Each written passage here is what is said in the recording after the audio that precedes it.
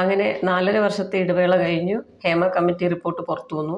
96 മണിക്കൂർ കഴിഞ്ഞപ്പോൾ അമ്മയിലെ ആൾക്കാരെല്ലാം വന്ന് പത്രസമ്മേളനം നടത്തി. സിദ്ദിഖിൻ്റെ അതിഗംഭീരമായ അഭിനയമൊക്കെ നമ്മൾ കണ്ടതാണ്.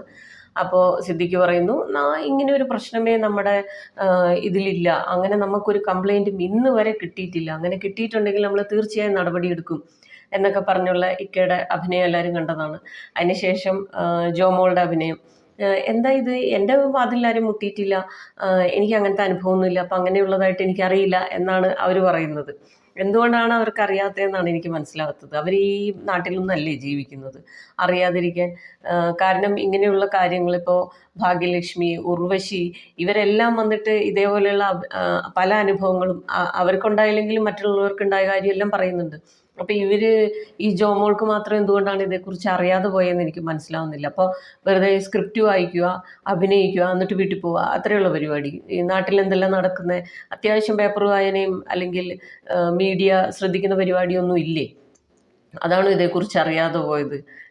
അങ്ങനെയാകുമ്പോൾ ഇങ്ങനത്തെ പൊസിഷനിലൊക്കെ ഇരിക്കരുത്. നമുക്കിതിനെക്കുറിച്ചൊന്നും ധാരണയൊന്നും ഇല്ലാത്ത ഒരാളാണെങ്കിൽ നമ്മൾ ഇതേപോലത്തെ വലിയ വലിയ പൊസിഷനിലൊന്നും കയറി ഇരിക്കാതിരിക്കുക. അതിന് പറ്റിയ യോഗ്യതയുള്ള പെൺപിള്ളേരെ അല്ലെങ്കിൽ ലേഡീസിനെ, നടിമാരെയൊക്കെ പിടിച്ചിരുത്തുക.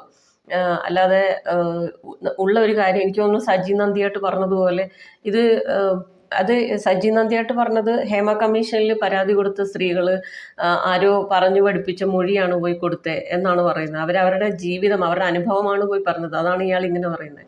അപ്പം എനിക്ക് നേരെ തിരിച്ചാണ് തോന്നിയത്.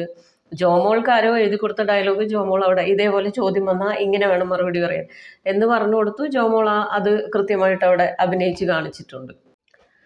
ഇപ്പം പല നടിമാരും വളരെ ധൈര്യത്തോടെ കൃത്യമായിട്ട് പ്രതികരിക്കുന്നുണ്ട്. അൻസിബ അവരുടെ ഒരു അനുഭവം പറഞ്ഞിട്ടുണ്ട്. ഇങ്ങനെ ഒരു സംഭവം ഉണ്ടായി, എൻ്റെ ഫോണിൽ മെസ്സേജ് വന്നു, ഞാൻ കൃത്യമായിട്ട് മറുപടി കൊടുത്തിട്ടുണ്ട്. അപ്പോൾ ഒരുപാട് പേര് ഇതിനെ ശക്തമായി എതിർക്കുകയും വേണ്ട രീതിയിൽ പ്രതികരിക്കുകയും ചെയ്യുന്നുണ്ട്. പക്ഷെ അങ്ങനെ പ്രതികരിക്കാൻ പറ്റാതെ പോയ പല സ്ത്രീകളുണ്ട്. ഇപ്പോൾ എനിക്ക് തോന്നുന്നു മുന്നത്തെക്കാളും പെൺകുട്ടികൾക്ക് നല്ല ധൈര്യമൊക്കെ വന്നിട്ടുണ്ട്. അവർ വേണ്ട സമയത്ത് വേണ്ട പോലെ പ്രതികരിക്കുന്നുണ്ട്. ഇപ്പം അതിന് മുന്നേ ഉള്ള ഒരു ആൾക്കാർക്കാണ് ഈ അനുഭവങ്ങളൊക്കെ ഉണ്ടായിട്ടുള്ളത്. പക്ഷേ ഞാൻ ചോദിക്കുന്നത്, നമ്മളൊരു ഹോട്ടൽ റൂമിൻ്റെ മുമ്പിൽ വന്ന് ഒരാൾ വാതിൽ മുട്ടുന്നു, നമ്മളോട് മോശമായി പെരുമാറാൻ സാധ്യതയില്ല എന്ന് വിചാരിച്ച് വാതിൽ തുറക്കുന്നു. അകത്തേക്ക് കയറുന്ന ആൾ പെട്ടെന്ന് വാതിലും അടച്ച് ഈ പെൺകുട്ടി, ഈ സ്ത്രീ ആരായിക്കോട്ടെ, അവരോട് മോശമായി പെരുമാറുമ്പോൾ ഫിസിക്കലി എന്തായാലും ആണുങ്ങളെക്കാളും പെണ്ണുങ്ങൾ കുറച്ച് വീക്കാണല്ലോ. അങ്ങനെ ബലമായി ഉപദ്രവിക്കണം എന്ന് വിചാരിച്ച് വരുന്ന ഒരാളിൻ്റെ അടുത്തുനിന്ന് എങ്ങനെയാണ് നമ്മൾ നോ പറഞ്ഞ് ഉന്തി മാറ്റി രക്ഷപ്പെടാൻ പറ്റുന്നത്? അവർ ബലമായിട്ടാണത് അതിന് മുതിരുന്നത്. അപ്പോൾ നമ്മളുടെ നോയിൽ അത് നിൽക്കില്ലല്ലോ, അതിലൊരു ബലപ്രയോഗം തന്നെയല്ലേ സംഭവിക്കുന്നത്. പിന്നെ മറ്റേ ഒരു നടിയുണ്ടല്ലോ രേവതി, രേവതി സമ്പത്ത്, അവർ പറഞ്ഞത് വെച്ച് നോക്കുമ്പോൾ എത്ര അവർ പറയുന്നത് കേട്ടിട്ട് തന്നെ നമുക്ക് ഒരു വല്ലാതെ തോന്നുന്നു. ഇങ്ങനെയൊക്കെ ഒരാൾ നമ്മുടെ മുമ്പിൽ വന്ന്, നമ്മൾ ഒറ്റയ്ക്കായി പോകുന്ന ഒരു സ്ഥലത്ത് ഇതേപോലെ ഒന്ന് സംസാരിച്ച് കഴിഞ്ഞിട്ടുണ്ടെങ്കിൽ, പെരുമാറി കഴിഞ്ഞിട്ടുണ്ടെങ്കിൽ അതൊരു വലിയ ട്രോമയാണ്. നമുക്കത് ആലോചിക്കുമ്പോൾ തന്നെ ഒരു വല്ലാത്ത പോലെ തോന്നുന്നു. അപ്പം ഇതെല്ലാം കാലങ്ങളായിട്ട് ഇവിടെ ഇങ്ങനെ തുടരുന്നതല്ലേ, ഇപ്പം പെട്ടെന്ന് എന്താ പ്രശ്നം എന്നാണ് ചോദിക്കുന്നത്. പെട്ടെന്ന് വന്ന പ്രശ്നം എന്ന് പറഞ്ഞാൽ നട്ടലുള്ള കുറച്ച് സ്ത്രീകൾ ഇതിനെതിരെ പ്രതികരിക്കാൻ തുടങ്ങി.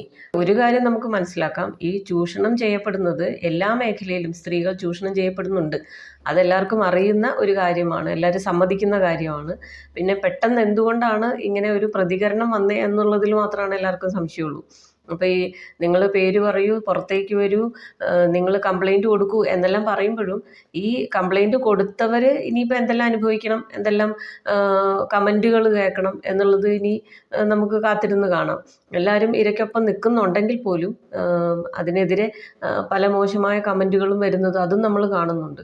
അപ്പോൾ ഇതുകൊണ്ട് വലിയ മാറ്റം ഇതോടെ അങ്ങ് ഫിലിം ഇൻഡസ്ട്രി നല്ല നീറ്റായി കഴുകി തുടച്ച് വൃത്തിയാക്കുന്നൊന്നും വിചാരിക്കേണ്ട. പക്ഷേ ഇതിനെല്ലാം ഒരു കുറവ് വരും. കാരണം ഇത് ഇന്നല്ലെങ്കിൽ നാളെ, അല്ലെങ്കിൽ എത്ര കൊല്ലം കഴിഞ്ഞിട്ടാണെങ്കിലും പരാതി കൊടുക്കാനുള്ള ധൈര്യം വന്നു കഴിഞ്ഞാൽ, പരാതി കൊടുത്താൽ അതിന് ഒരു സൊല്യൂഷൻ ഉണ്ടാവുമെന്നോ, അതല്ലെങ്കിൽ മറ്റുള്ളവരുടെ മുമ്പിൽ നമ്മളിങ്ങനെ എല്ലാവരുടെയും മുമ്പിലേക്ക് എത്തും നമ്മുടെ പേര് എന്നുള്ളൊരു തിരിച്ചറിവ് ഉണ്ടായിക്കഴിഞ്ഞാൽ ഇതിനൊക്കെ കുറച്ചൊരു കുറവ് വരുമായിരിക്കും എന്ന് വിചാരിക്കാം. എന്തായാലും പുതിയ പേരുകൾ എന്തൊക്കെയാണ് വരുന്നതെന്ന് ആകാംക്ഷയോടെ കാത്തിരിക്കാം.